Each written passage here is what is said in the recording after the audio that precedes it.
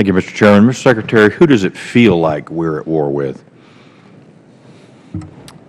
ISIL and its accompanying, and by the way, I wasn't speaking of myself, and I don't use this word lightly. I'm talking to the troops who are involved in it, Congressman. So I think that's who feels that they're at war. No, I understand, but who's the enemy? The enemy is ISIL and associated groups, extremists. Have you ever heard any member of Congress say we're at war with Muslims? No. Why would the President on foreign soil last week say that, quote, GOP's rhetoric has become the most potent recruitment tool for the militant group? Why would he say that?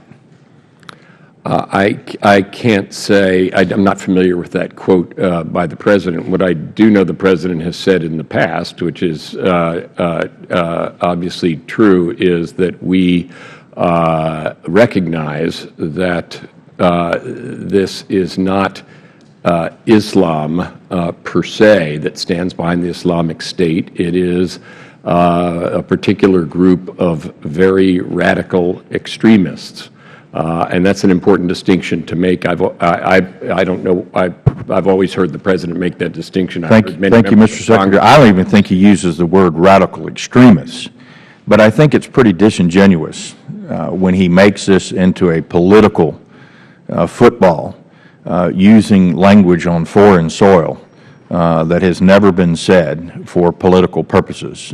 This committee tries not to do that, and I think the President should do the exactly same thing. He also said that we're gaining, and you did as well, that we're gaining background that ISIS has taken and that it's diminishing their recruiting capacity, implying that it's harder for them to recruit fighters. So my question is it a bigger recruiting tool for attacks like Paris or expanding their territory? Because the President has said, and others have implied, that as the area shrinks, it's harder for them to recruit, and they are losing fighters. I'll start, and then the Chairman can pitch in. I do think that attacks like Paris are aimed at and probably have some effect on recruiting to the cause people worldwide who observe that.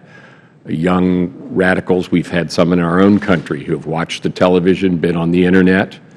Within Syria and Iraq, recruiting for fighters on the ground there, we are trying to dry up that supply of recruits, both by making it harder to get into Syria and by destroying them when they're there, as well as the ultimate, which is to create local forces and a local system of governance that is more attractive to people than joining these violent extremists. Chairman? Congressman, I believe that what ISIL is trying to do is again, advance a narrative of inevitable success and invincibility. And so I'd expect that they will do two things. One, continue to grab territory and establish the caliphate, and also conduct external operations that will incentivize others to join the movement and also attract resources to the movement. General, which do you think they will focus on? Will they do it simultaneously, regaining territory or increasing broader attacks here and other places? Congressman, I think they're the ultimate opportunists, and they will take advantage of all of the above whenever the opportunity presents itself. Thank you. Yield back. Mr. Langevin.